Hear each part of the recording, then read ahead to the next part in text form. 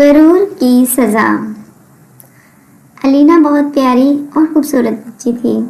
وہ ہمیشہ اپنی کلاس میں اول آتی تھی، مگر اس میں ایک خرابی تھی، وہ یہ کہ وہ اپنی خوبصورتی پر بہت غرور کرتی تھی۔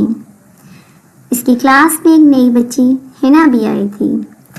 وہ بھی بہت خوبصورت تھی، مگر اس کے آگے والے 2 دانت بہت بڑے تھے، جس کی وجہ سے الینا اور اس کی سہیلیاں ہر وقت اس کا مذاق اڑاتی رہتی، مگر وہ ان کی باتوں پر زیادہ دھیان نہ دیتی اور اپنی پڑھائی میں مگن رہتی۔ دوسری طرف الینا نے باقی بچوں کو بھی تنگ کرنا شروع کر دیا تھا۔ الینا اب اپنی پڑھائی پر ذرا بھی دھیان نہیں دیتی تھی۔ وہ ہر وقت اپنی سہیلیوں کے ساتھ کھیلتی رہتی یا پھر ہنا کو تنگ کرنے کے لیے نئے منصوبے بناتی رہتی۔ ایک دفعہ تو الینا نے حد ہی کر دی۔ اس نے ٹیچر کے ڈیسک پر نکلی چوہا رکھ دیا، اور جب ٹیچر نے پوچھا یہ کس بچے کی حرکت ہے تو الینا نے سارا الزام ہنا پر لگا دیا، اور ہنا کو فضول میں ڈانٹ پڑ گئی۔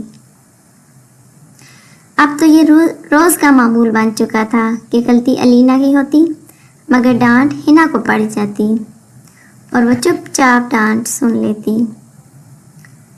ایک دفعہ جب الینا اسکول آ رہی تھی تو راستے میں اس کا ایکسیڈنٹ ہو گیا اور اس کے آگے والے 2 دانت ٹوٹ گئے۔ تھوڑے دنوں بعد جب وہ اسکول گئی تو اس کے دوستوں نے اس کا مذاق اڑانا شروع کر دیا۔ تب اسے احساس ہوا کہ ہنا کو کیسا محسوس ہوتا ہوگا۔ اس نے فوراً ہنا سے معافی مانگی اور ہنا نے اسے معاف کر دیا، اور وہ دونوں دوست بن گئی۔ دیکھا بچوں، غرور کا انجام ہمیشہ برا ہوتا ہے۔